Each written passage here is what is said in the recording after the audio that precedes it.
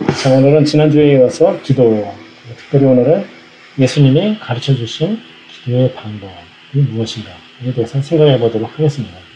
예수님께서는 마태복음 6장에 너희는 이렇게 기도하라라고 하면서 그 주기도문을 알려주셨는데 그 앞부분에 보면은 기도하는 방법론적인 측면에서 어떤 식으로 해야 된다, 어떤 것을 조심해야 된다는 그런 말씀을 해 주셨습니다. 그래서 그러한 측면에서 우리가 어떻게 기도해야 되는가, 방법론적인 측면에서 한번 함께 생각해 보도록 하겠습니다. 기도의 장소라는 측면에서 먼저 생각을 해보면 우리가 기도의 장소라고 하면 여러 가지로 생각해 볼 수가 있습니다. 당연히 새벽 기도회나 여러 가지 교회 기도 모임을 통해서 당연히 교회가 나올 수 있겠죠. 또는 기도원 같은 데서 기도하는 사람들, 살기도를 했다. 당연히 집에서 하는 사람들, 많은 분들은 기도의 장소는 중요한 것이 아니다. 없는 곳에서든지 할 수 있다. 라고 여러 가지로 설명하는 분들이 많이 있습니다. 자, 그럼 예수님께서는 기도하는 장소에 대해서 어떻게 말씀하셨는지 한번 보면, 첫 번째는 부정적인 측면에서 이러한 것들은 조심하라라고 예수님께서 얘기하신 부분이 있습니다. 그래서 마태복음 6장 5절에 보면은 너희는 기도할 때 외식하는 자와 같이 하지 말라. 그들은 어떻게 하냐면요, 그들은 사람에게 보이려고 회당과 큰 거리 어귀에 서서 기도하기를 좋아하느니라. 내가 진실로 너희에게 이르노니 그들은 자기 상을 이미 받았느니라. 외식하는 자, 여기서는 주로 당시에 바리새인이나 종교제자들을 얘기하는 것입니다. 그들이 기도하는 모습은 어떻습니까? 사람들에게 보이려고 회당, 즉 지음을 기준으로 하면 교회가 되겠죠. 그러니까 교회에서 사람들이 많은 상태에서 사람들에게 보이기 위해서 한다는 겁니다. 당연히 큰 거리 어귀도 마찬가지로 사람들이 많이 왕래하는 곳, 즉 그곳에서, 즉 사람들에게 보이기 위해서 그렇게 기도하는 것을 좋아한다는 거죠. 즉 예수님께서 이렇게 사람들에게 보이려고 하는 그 기도를 경고를 하셨습니다. 그리고 거기에서 이제 문제가 되는 것이 너희는 진실로 너희에게 이렇게 이르노니 자기 상을 이미 받았다. 즉 사람들한테 칭찬을 받았기 때문에 그들은 이미 그 기도를 통해서 받을 수 있는 상을 받았다는 거죠. 이것이 다른 측면으로 보면은, 즉, 이 기도는 하나님과는 상관없다. 나는 사람들한테 이미 상을 받았으니까, 하나님, 그러니까는 상관없는 그런 기도가 된다라고 얘기를 하는 것입니다. 자, 그러면 또 생각해 보아야 될 것이, 우리는 이것이 성경에 나오고, 우리가 잘 아는 내용이기 때문에, 당연히, 이렇게 기도하는 것은 잘못된 것이다 라고 생각을 하지만은, 만약 우리가 2000년 전으로 돌아가서, 당시에 보통 사람이 어떤 종교 지도자가 회당이나 큰 거리에서 기도를 하는 것을 봤을 때 어떻게 생각했을까요? 우리가 보는 것 같이 비판적인 모습으로 외식하는 자라고 손가락질을 했을까요? 아니면은 저 사람 참 기도의 사람이구나, 참 신앙이 좋구나, 훌륭하구나, 기도 열심히 하는구나 라고 얘기했을까요? 아마 당시에 사람들이 봤을 때는 그렇게 사람들한테 비난받는 것이 아니라 칭찬을 받는 그런 내용이었을 겁니다. 그러니까 상을 이미 받았다라고도 하는 것이고, 그렇기 때문에 그 사람들이 계속 그러한 프랙티스, 이러한 기도의 모습을 보였을 것입니다. 즉, 당시에는 잘 모를 수 있다는 거죠. 마찬가지로 우리가 사는 현대에서도 우리가 이런 모습으로 기도를 하는 모습이 있을 수가 있고, 그런 걸 통해서 사람들은 저 사람은 정말 기도를 열심히 하는구나, 훌륭하다라고 얘기를 할 수도 있는데, 어쩌면 그런 것들이 예수님이 보시기에는 좋은 기도의 모습이 아니다. 그러니까 이 사람들과 마찬가지로 예수님한테 비판을 받을 수 있는 그런 모습이 될 가능성도 있습니다. 자, 그럼 이렇게 기도하지 말라, 사람들에게 보이려고 기도하지 말라라고 하면서 이어서 예수님께서는 기도의 장소에 대해서 얘기를 해주십니다. 기도할 때 골방에 들어가 문을 닫고 은밀한 중에 계시는 아버지께 기도하라라고 얘기합니다. 이것을 보면서도 우리가 예수님께서 이 내용이 당시의 종교제자들을 비판하는 내용이라는 것을 볼 수 있습니다. 당시에 2000년 전에 중국 지방은 집이 구조상 방이라는 게 기본적으로 없습니다. 보통 사람의 집에서. 부잣집이 아니면은 방이라는 개념이 기본적으로 없는 거죠. 즉, 이렇게 얘기하신 것은 뭐냐면은, 너희들, 그러니까 적당히 부자들, 종교 지도자들에게 너희가 기도할 때는 골방에 들어가서 하라라고 얘기하는 것이죠. 여기서는 골방에 들어가라라는 얘기는 저 구석에 있는데, 그러니까 사람들에게 보이지 않는 곳에서, 더 나아가서는 무엇이에요? 문을 닫고 구석에 있기 때문에 사람들에게 보일 가능성도 없는데, 거기에서 더 나아가서 완전히 그 사람들에게 보일 가능성을 차단해라. 문을 닫고 하라라는 거죠. 즉 사람들에게 전혀 보일 100% 실드된 곳에서 해라. 그리고 이런 곳에서는 정말로 큰 소리로 통곡하면서 기도하는 것이 아니라면은 정말 보통 정도로 사람들이 그 소리를 내서 하는 기도라면 소리 자체도 들리지 않을 것이고, 기본적으로는 이 얘기는 정말로 은밀한 중에 계신 하나님께나 사람들에게 보여질 가능성을 일체 없애라라고 얘기하신 거죠. 그러면 어떻습니까? 앞에서는 사람들에게 보이는 기도를 했을 때는 이미 상을 받았다, 사람들에게 칭찬을 받았다라는 얘기인데, 여기는 인물한 중에 보시는 내 아버지께서 갚으시리라. 하나님과는 정말 관계가 있는 기도가 된다라고 얘기하는 것이고, 즉 사람에게 신경 쓰지 말고 하나님께만 해라. 이것을 통해서 우리가 또 기도의 대상이 누구인가라고 생각해 볼 수가 있습니다. 사람은 신경 쓰지 말고 온전히 하나님에게만 기도하도록 노력해라라고 얘기하는 것이 될 것입니다. 자, 그런 측면에서 예수님께서 보여주신 어떤 기도의 어떤 실제적인 프랙티스는 이렇습니다. 마가복음 1장 35절에 보면은 새벽 아직도 밝기 전에 예수께서 일어나 나가 한적한 곳으로 가서 한적한 곳에서 거기서 기도하시더라라고 이렇게 얘기하고 있습니다. 이 성경 구절의 전후를 보면은 예수님께서 굉장히 그 살인적인 어떤 스케줄을 지금 소화하고 계시는 그런 것을 볼 수가 있습니다. 이런 그 살인적인 스케줄, 그리고 사람들이 많이 있는 가운데서 예수님께서는 한적한 곳으로 가서 하셨습니다. 즉 무엇이냐면 사람들이 그냥 보이지 않는 그런 곳에 가서 그 하셨다라는 것을 볼 수가 있죠. 예수님께서 또 다른 성경 구절에 보면은 12 제자를 정하기 전에 그 기도하신 모습을 보면은 기도하시러 산으로 가사라고 이렇게 했다는 얘기합니다. 그것도 마찬가지로 산에서, 즉 사람들에게 보여지는 어떤 기도를 전혀 하지 않았다라고 할 수가 있습니다. 즉 이것은 사람들에게 방해를 받지 않고, 그러면 더 나아가서는 사람들에게 전혀 보여지지 않는 그런 기도를 했다라고 할 수가 있습니다. 그래서 성경에 나오는 것을 보면은 예수님께서는 어떤 음식의 축사를 한다든가 아니면 그 잡히시기 전날 마지막 설교를 하고 나서 기도하는, 그러니까 요한복음 17장의 경우를 제외하고는 사람들이 보이는 곳에서 기도하셨다는 기록은 성경에는 나와있지 않습니다. 그래서 우리가 기도할 때 그 장소란 측면에서는 사람들에게 보이지 않는 곳에서 하나님하고만 은밀히 기도하라고 얘기할 수가 있습니다. 자, 또 우리가 또 기도를 하면 또 많이 얘기를 하는 것 중에 하나가, 기도는 정말 어느 정도 길게 해야 됩니까? 라는 질문들을 많이 합니다. 우리가 뭐 그런 얘기를 많이 듣습니다. 어떤 분들은 40일 금식 기도를 하느니, 새벽 기도에 40일 새벽 기도, 철야 기도를 했다든지, 여러 가지인데 기도를 길게 했다는 것에 대한 얘기들을 많이 듣는데, 예수님은 길이에 대해서는 어떻게 생각하셨을까요? 첫 번째는 그 뒤에 이어지는 구절입니다. 마태복음 6장 7절에 보면 기도할 때 이방인과 같이 중언부언하지 말라라고 이렇게 얘기합니다. 왜냐하면 그들은 말을 많이 하여 들으실 줄 생각하기 때문에 그렇게 기도한다는 얘기를 거죠. 중언부언, 한 얘기 또 하고 한 얘기 또 하고. 자, 그럼 이방인들은 왜 이렇게 중언부언을 할까요? 당연히 여기 말을 많이 하여 들으실 줄 생각하는 이라고 얘기를 했지만, 그들이 그렇게 기도하는 이유는 어떤 실체가 없는 신에게 기도하기 때문에 사실은 그 신이 듣는다라는 그런 확신이 없는 거죠. 본인이 잘 모르는 겁니다. 그러니까 어떻게 해요? 신을 모르니까 본인이 만족할 때까지 기도할 수밖에 없습니다. 스스로 만족할 때까지. 즉, 기계해야죠. 또 다른 측면에서 보면은 다른 종교에서의 신은 기본적으로 두려움의 대상입니다. 기독교같이 사랑의 관계, 그런 관계라는 게 없습니다. 신은 항상 달래주어야 되는 대상이고 내가 그 신을 위해서 뭔가를 해줘야 되는 대상입니다. 즉 신에게 정성을 보여야 되는 거죠. 그래서 기도를 길게 할 수밖에 없습니다. 그래서 신에게 뭔가 정성을 보여야 된다. 그것의 아주 극단적인 표현이 무엇입니까? 정성. 내 모든 것에 이제 줄 만큼. 즉 아이들이나 처녀를 바치는 것. 이런 것들이 이제 그 신에게 정성을 보이는 것이 되죠. 결국 기도할 때도 그런 모습이 나타나는 것입니다. 그렇기 때문에 그 정성도 보여야 되고 확신도 없기 때문에 중언부언하는 것을 스스로 만족하거나 아니면 신이 이 정도면 만족하겠지 라고 생각할 때까지 기도할 수밖에 없습니다.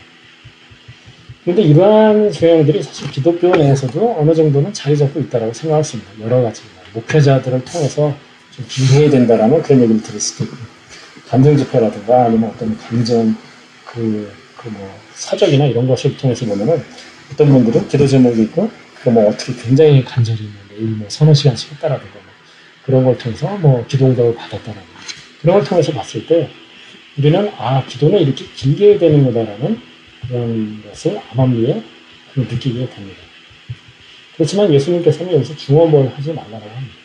우리가 길게 기도하는데 그 기도의 내용 자체가 만약 한 얘기 또 하고 한 얘기 또 하고 이거 해주십시오 했는데 또 얘기하고 베깅하고 한다고 그러면 결국 중언부언하는 기도가 될 것입니다. 즉 그렇게 기도하는 것은 예수님께서 정확히 이곳에서 그렇게 하지 말라라고 한 것이기 때문에 그렇게 기도를 하는 것이 하나님께는 별로 효율적인 기도가 안 되는 경우들이 많이 있습니다. 자, 좀 전에 이방인들이 어떻게 기도하는가에 대한 얘기를 했는데, 그러한 사실 모습들이 기독교 내에서도 마찬가지로 있다고 생각합니다. 본인이 믿는 하나님에 대한 확신이 없을 때는 마찬가지로 뭔가 본인이 만족할 때까지, 본인이 확신에 들 때까지 하는 거죠. 하나님에 대한 관계가 좋지 않기 때문에.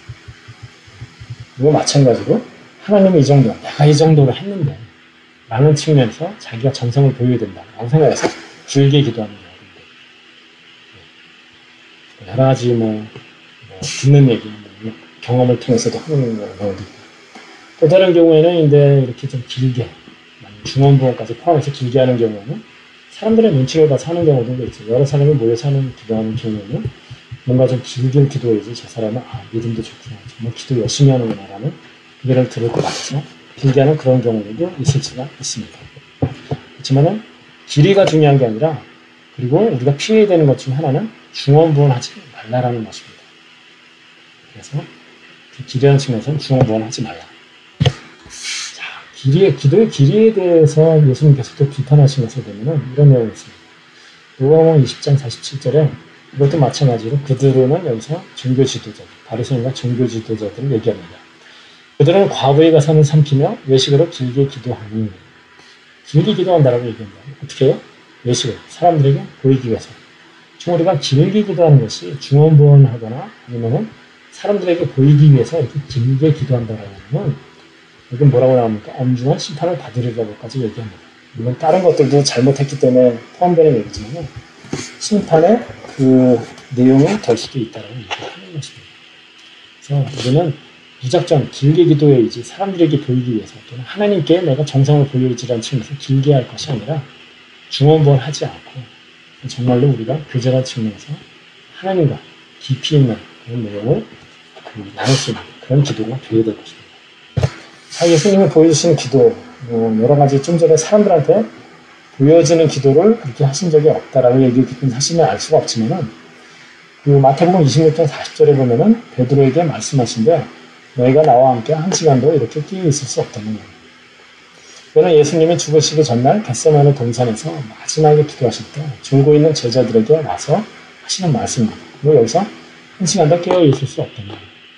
물론 이 한 시간이라는 것이 어떤 은유적인 표현이 될 수도 있겠지만은, 그간 사이에 예수님이 이리저리 끌려다니시는 상황이 생기는데, 잡히시는데, 그것을 봤을 때 물리적으로 실제로 그렇게 길게를 기도할 시간이 없으셨을 거라고 생각합니다. 어쩌면 진짜로 한 시간밖에 기도를 안 하셨을 수도 있습니다. 자, 그런데 이때의 기도 내용을 보면은 인류 역사상 어떻게 보면 가장 중요한, 가장 절대절명의 기도를 하신 때다라고 생각할 수가 있습니다. 즉, 이때 당시에도 마귀의 시험이 있어가지고 할 수만 있으면은 잔을 피해달라고 이렇게 얘기하시면서, 또 다른 측면에서는 내 뜻대로 마옵시고 아버지의 뜻대로 하옵소서라고 이렇게 기도를 하고 계십니다. 즉, 굉장히 그런 어떤 영적 싸움 가운데 있을 때, 그런 중요한 시점에 예수님이 이 땅에 오신, 하나님께서 계획하신 그 일을 하느냐 마느냐의 기도에서 기도하실 때 1시간 기도하셨다 라고 생각할 수밖에 없습니다. 이러니까 우리는 길게 기도할 필요 없어 라고 그렇게 얘기할 수는 없지만, 적어도 어떤 기도가 중요할지라도 그것이 항상 오래 기도하는 것이 가장 좋은 기도라고 얘기는 할 수 없다 라고는 할 수가 있겠죠. 즉, 가장 중요한 기도도 예수님께서 1시간밖에 안 하셨고, 마찬가지로 우리가 살면서 나에게 있어서 정말 중요한 기도가 있을 때라도 그럴 때 무슨 밤을 새서 또는 몇 시간씩 꼭 그렇게 강박적으로 생각할 필요는 없다라고 생각할 수가 있겠습니다. 자인들의 기도를 어디 곳에서 또는 어떤 형태로 할 것인가에 대해서 생각해 볼 수 있는데, 또 다른 측면에서 기도를 생각해 보겠습니다. 기도의 내용이라는 측면, 물론 다음에는 주기도문을 얘기를 하겠지만, 그 이어지는 구절입니다. 마태복음 6장 8절에 보면은 그들을 본받지 마라. 그러니까 그 중언부언 하지 말고 사람들에게 보이기 위해서 외식하는 모습으로 기도하지 말라. 그리고 본받지 말고 그러면서 하시는 얘기가 구하기 전에 너에게 있어야 할 것은 하나님 너희 아버지께서 아시느니라라고 얘기를 합니다.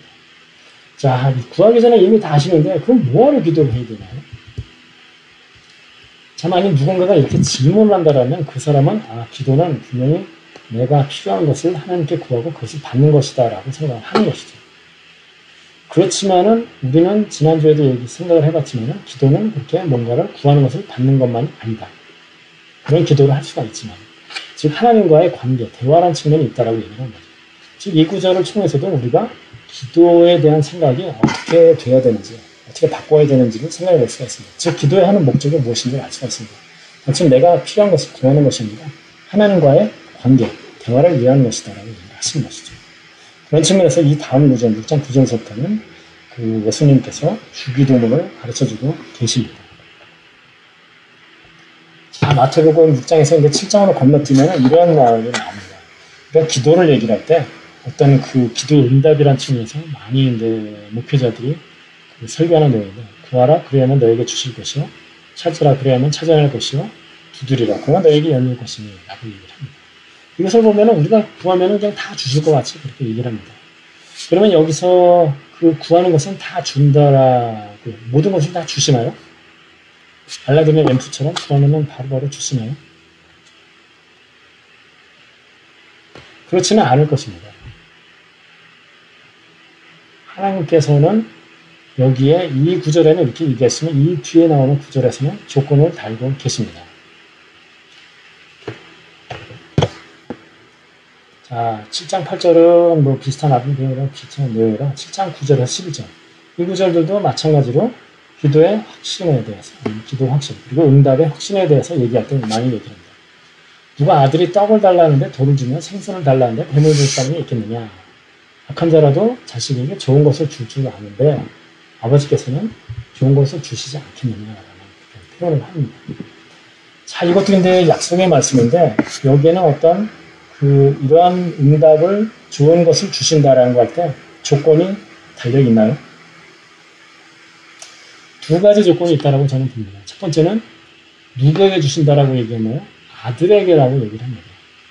이게 만약 아들이 아니라 옆집 아들 또는 아니면 그러니까 자기 아버지가 아니라 옆집 아저씨 뭐 동네 뭐 아저씨면은 아무 상관이 없는 거죠. 줄 의무가 없습니다. 아들이어야 되는 겁니다. 지금 무슨 얘기입니까? 예수님의 아들, 하나님의 아들, 지금 믿는 사람, 구원을 받았느냐가 전제가 됩니다. 우리가 만약 믿음이 없고 만약 구원을 받지 못했다라면 이 내용은 전혀 다른 사람의 얘기, 믿는 사람한테만 가는 얘기가 될 것입니다. 그러면 두 번째인데 조건은 무엇이냐면은 우리가 만약 떡을 달라고 하고 생선을 달라고 하면은 주십니다. 좋은 것입니다. 근데 만약 아들이 떡이 아니라 돌을 달라고 하고 뱀을 달라고 하면 아버지는 어떻게 했냐면 하나님께서는 어떻게 하셔야 돼요? 당연히 안 주셔야죠. 그 아들을 위해서 그리고 우리 기도하는 사람들을 위해서 믿는 사람을 위해서 들어주시면 안 되죠. 그러니까 결국은 구하는 자에게 좋은 것을 주십니다. 그렇지만 중요한 것은 무엇이냐면 하나님이 생각하는 좋은 것과 내가 생각하는 좋은 것이 일치하면 주시지만 일치하지 않으면 하나님이 주시지 않는다는 거죠. 하나님께서는 우리 인간에게 좋은 것이 각자에게 좋은 것이 무엇인지를 압니다. 그렇지만 인간은 그 제한된 지식과 제한된 경험, 제한된다는 것 때문에 실제로 본인은 좋은 것, 떡이다라고 생각을 하고 생명이라고 생각하지만 실제로는 돌을 구하고 뱀을 구할 가능성이 있다는 거죠. 그리고 만약 인간이 돌이나 뱀을 구한다라고 하면은 하나님께서는 우리를 사랑하시기 때문에 절대로 그것을 주시면 안 되는 것입니다. 절대로 주시면 안 되죠. 바로 만약 그런 것을 나중에라도 알게 되면 어떻게 돼요? 오히려 기도 응답을 안 해주신 것에 대해서 감사를 해야 되는 것이죠. 그래서 전제 조건은 아들이냐, 두 번째는 내가 구하는 것이 정말로 떡이냐 생선이냐 아니면 내가 돌을 구하느냐 배를 구하느냐는 것이 되겠죠. 그러면 하나님께서는 좋은 것이기 때문에 주십니다. 다만 이제 제가 가끔마다 하는 얘기가 무엇입니까? 그 타이밍 입장에서는 하나님께서는 가장 좋은 타이밍에 주시기 때문에 그것이 내가 구했을 때 그것이 떡이나 생선일지라도 그 다음날 바로 되는 것이 아닐 가능성이 있다는 거죠. 그러니까 제가 항상 하는 얘기가 하나님께서는 최고의 하나님께서는 최고의 방법으로 최고의 때에 최고의 것을 주신다라고 하는데 방법과 때라는 것도 내 생각과 다를 가능성이 있다는 것이죠. 그래서 우리는 하나님께서 구하면 좋은 것을 주신다. 그렇지만은 그것이 하나님과 맞아야 된다. 이런 측면에서 요한일서 5장 14절을 보면은 우리가 가진 바 담대함은 이것이니 그의 뜻대로 무엇을 구하면 들으십니다. 여기서 전제 조건이 무엇입니까? 무엇을 구하시면 들으시지만은 그 전제 조건은 그의 뜻대로 하나님의 뜻에 맞게 무엇을 구하면 얻는다는 거죠. 즉 우리가 떡이나 생선을 구하면 주시지만은 돌이나 뱀을 구하면은 주시지 않는다라는 그런 얘기를 하는 거예요. 그래서 저도 가끔가다인데 뭐 대표 기도 같은 것을 할 때 보면은 성도들의 여러 기도 제목들을 들어주십시오라고 기도라는 경우들이 있습니다. 그렇지만 그때는 항상 저는 전제 조건을 답니다. 하나님의 뜻 안에서 그들의 기도를 들어주십시오라고 얘기합니다. 그러니까 즉 하나님 뜻에 맞으면 들어주시고 하나님은 맞지 않으면 안 들어주셔도 됩니다라고 기도를 하는 것입니다. 그런 내용이 중요한 것이죠. 자, 이런 측면에서 우리가 사실은 생각해 보면은 어차피 나는 잘 모를 가능성이 있고 하나님은 아시는 거라고 하면은 우리가 기도를 할 때 아니면 우리 삶에서 이런 모습이 나타나게 되죠. 그래서 마태복음 1장 33절에 너희는 먼저 그의 나라와 그의 의를 구하라. 그러면 이 모든 것을 너에게 더하시리라. 이 모든 걸 더하시리라. 무엇입니까? 필요한 것들을 채워주신다라고 합니다. 어려운 점들도 해결해 주신다고 하는 것입니다. 지금 우리가 해야 되는 것은 무엇입니까? 내가 뭔가를 얻기 위해서 간절하게 하나님께 기도하기보다는 먼저 하나님의 나라와 그 나라의 의, 복음을 위해서 너 힘을 써야 된다는 거죠. 그러면 필요한 것은 채워주신다. 왜냐하면 하나님께서 이미 아시기 때문에. 그리고 나에게 좋은 것을 주시는 분이기 때문에. 라고 생각할 수가 있는 것이죠.